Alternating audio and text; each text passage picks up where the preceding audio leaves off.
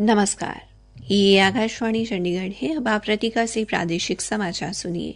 पहले इस बुलेटिन के मुख्य समाचार। प्रधानमंत्री नरेंद्र मोदी कल उच्चतम न्यायालय के हीरक जयंती समारोह का उद्घाटन और सर्वोच्च न्यायालय की नई वेबसाइट सहित कई नागरिक केंद्रित डिजिटल सेवाओं का शुभारंभ करेंगे। उपराष्ट्रपति जगदीप धनखड़ ने राष्ट्रीय सेवा योजना के स्वयंसेवकों को नवाचार, शोध एवं उद्यमिता पर ध्यान केंद्रित करने का आह्वान किया।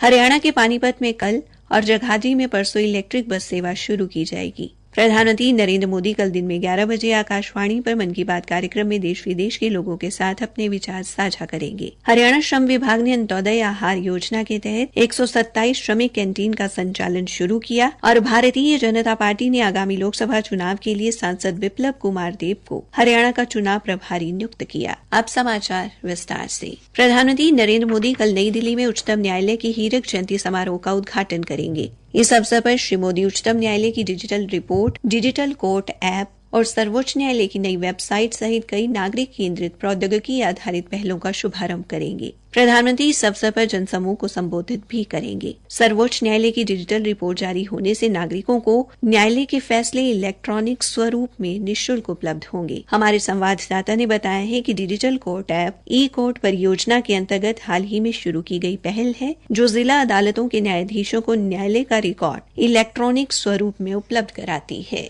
उपराष्ट्रपति जगदीप धनखड़ ने कहा है कि आज युवाओं के पास अपनी क्षमताओं का उपयोग करने के असीमित अवसर उपलब्ध हैं, क्योंकि बिचौलियों का युग खत्म हो गया है। नई दिल्ली स्थित संसद भवन में राष्ट्रीय सेवा योजना के स्वयं सेवकों को संबोधित करते हुए श्री धनखड़ ने कहा कि भ्रष्टाचार की निरंकुशता का स्थान लोकतंत्र की योग्यता ने ले लिया है। उपराष्ट्रपति ने युवाओं को वर्ष 2047 की भारत के शिल्पकार और योद्धा बताया। श्री धनखड़ ने कहा कि युवा स्वयं सेवक नवोन्मेषी बने और शोध एवं उद्यमिता पर ध्यान केंद्रित करें। श्री धनखड़ ने कल गणतंत्र दिवस के अवसर पर आयोजित परेड में लड़कियों और महिलाओं की भागीदारी की भी सराहना की। हरियाणा के 2 शहरों पानीपत और जगाधरी में इलेक्ट्रिक सिटी बस सेवा शुरू की जा रही है। मुख्यमंत्री मनोहर लाल कल पानीपत और परिवहन मंत्री मूलचंद शर्मा परसों जगाधरी में इस बस सेवा का शुभारंभ करेंगे।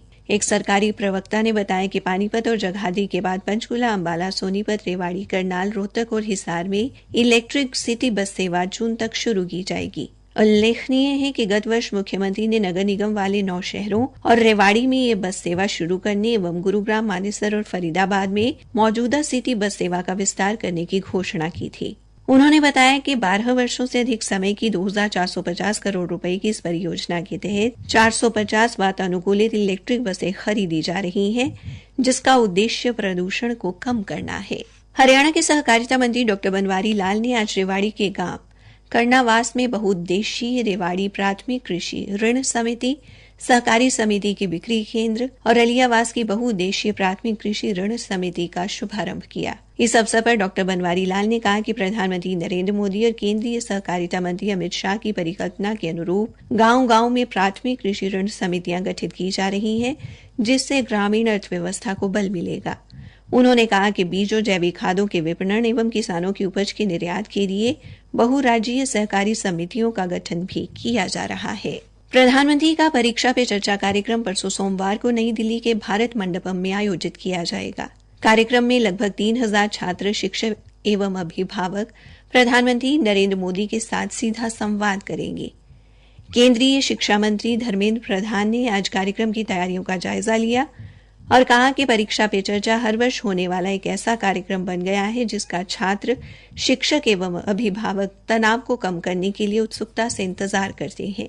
शिक्षा मंत्री ने बताया कि इस बार परीक्षा पे चर्चा में भाग लेने के लिए 2 करोड़ 26 लाख छात्रों, अध्यापकों एवं अभिभावकों ने पंजीकरण कराया है। उन्होंने बताया कि मुख्य कार्यक्रम में प्रत्येक राज्य व केंद्र शासित प्रदेश से 2 छात्र और 1 अध्यापक एवं कला उत्सव के विजेताओं को बुलाया गया है। प्रादेशिक समाचार आकाशवाणी चंडीगढ़ से प्रसारित किए जा रहे हैं। बाकी समाचार इस अंतराल के बाद।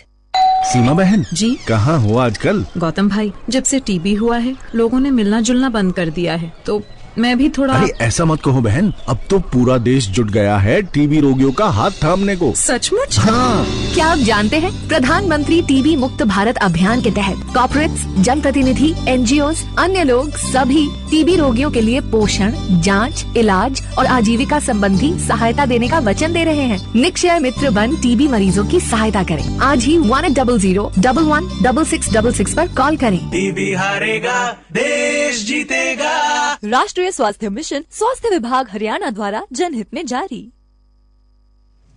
प्रधानमंत्री नरेंद्र मोदी कल दिन में 11 बजे आकाशवाणी पर मन की बात कार्यक्रम में देश विदेश के लोगों के साथ अपने विचार साझा करेंगे। ये इस मासिक कार्यक्रम की 109वीं कड़ी होगी। यह कार्यक्रम आकाशवाणी और दूरदर्शन के समूचे नेटवर्क पर प्रसारित किया जाएगा। यह आकाशवाणी की वेबसाइट और मोबाइल ऐप पर भी उपलब्ध होगा। आकाशवाणी, दूरदर्शन समाचार, प्रधानमंत्री कार्यालय तथा सूचना एवं प्रसारण मंत्रालय के यूट्यूब चैनलों पर भी मन की बात कार्यक्रम का सीधा प्रसारण किया जाएगा। हिंदी प्रसारण के तुरंत बाद ये कार्यक्रम क्षेत्रीय भाषाओं में भी सुना जा सकता है। हरियाणा श्रम विभाग ने अंत्योदय आहार योजना के तहत 127 श्रमिक कैंटीन का संचालन शुरू कर दिया है। इन कैंटीन पर केवल 10 रुपए में भोजन मिलेगा और स्वयं सहायता समूहों से जुड़े सदस्यों को रोजगार भी मिलेगा। एक सरकारी प्रवक्ता ने बताया कि इन 127 कैंटीन में से 52 केंद्रीय कैंटीन में भोजन पकाने और परोसने की व्यवस्था है। बाकी 75 कैंटीन केंद्रीय रसोई में पकाया जाने वाला भोजन प्रदान करेंगी, जहां से 39 वैन और 9 ई रिक्शा द्वारा आवंटित स्थलों पर भोजन वितरित किया जाएगा। कैंटीनों से प्रतिदिन लगभग 27,000 श्रमिकों को भोजन मिलेगा। श्रमिक श्रम विभाग की वेबसाइट से अपनी नजदीकी कैंटीन व मोबाइल कैंटीन के स्थान का पता लगाकर मैप दिशा निर्देश के जरिए वहां तक आसानी से पहुंच सकते हैं। भारतीय जनता पार्टी ने आगामी लोकसभा चुनाव के लिए राज्य एवं केंद्र शासित प्रदेशों में चुनाव प्रभारी एवं सह चुनाव प्रभारी नियुक्त किए हैं। बीजेपी के राष्ट्रीय महासचिव एवं मुख्यालय प्रभारी अरुण सिंह द्वारा आज जारी की गई सूची के अनुसार पार्टी के राष्ट्रीय अध्यक्ष जगत प्रकाश नड्डा ने विधायक विजय भाई रूपाणी को चंडीगढ़ का और सांसद बिप्लब कुमार देव को हरियाणा का चुनाव प्रभारी तथा सांसद सुरेंद्र नागर को सह चुनाव प्रभारी नियुक्त किया है। केंद्र सरकार द्वारा सिरसा के 55 वर्षीय भाई गुरविंदर सिंह को मानवता की भलाई हेतु उत्कृष्ट कार्यों के लिए पद्मश्री पुरस्कार देने की घोषणा की गई है। पुरस्कार की घोषणा होने पर उप मुख्यमंत्री दुष्यंत चौटाला ने गुरविंदर सिंह के भाई कन्हैया आश्रम में जाकर उन्हें शॉल ओढ़ाकर सम्मानित किया और केंद्र सरकार द्वारा पद्मश्री मिलने पर बधाई दी। काबिले गौर है कि व्हील चेयर के बिना चलने में असमर्थ गुरविंदर सिंह अपनी संस्था के माध्यम से बेघर व असहाय लोगों का सहारा बने हुए हैं। एक सड़क हादसे में वे 27 वर्ष की उम्र में लकवाग्रस्त हो गए थे, लेकिन उन्होंने हार नहीं मानी और भाई कन्हैया समिति पंजीकृत करवाकर मानव कल्याण के लिए काम करना शुरू किया। उन्होंने समाज सेवा में अनुकरणीय कार्य किया है। भिवानी की गुरु द्रोणाचार्य शूटिंग अकादमी की खिलाड़ी सुरुचि ने तमिलनाडु में चल रही खेलो इंडिया युवा खेलों में 10 मीटर एयर पिस्टल की 18 वर्ष से कम आयु वर्ग की निशानेबाजी प्रतियोगिता में 2 स्वर्ण पदक हासिल किए हैं। अकादमी के प्रशिक्षक सुरेश सिंह तिगड़ाना ने बताया कि सुरुचि राष्ट्रीय एवं अंतर्राष्ट्रीय स्तर की प्रतियोगिताओं में भाग ले चुकी हैं और राष्ट्रीय स्तर की विभिन्न प्रतियोगिताओं में पहले भी 16 पदक जीत चुकी हैं। हरियाणा और चंडीगढ़ में रात और सुबह कोहरे का प्रकोप जारी रहा, लेकिन दिन में धूप निकलने से लोगों को कुछ राहत मिली। मौसम विभाग ने बताया है कि हरियाणा में 1-2 स्थानों पर घने से बहुत घने कोहरे की स्थिति रही और शीतलहर भी देखने को मिली। विभाग ने कहा है कि आगामी 2 दिनों में मौसम में कोई बड़ा बदलाव नहीं होगा और राज्य में धीरे धीरे तापमान में 1 से 3 डिग्री सेल्सियस की वृद्धि होगी। अंत में मुख्य समाचार एक बार फिर। प्रधानमंत्री नरेंद्र मोदी कल उच्चतम न्यायालय की हीरक जयंती समारोह का उद्घाटन करेंगे।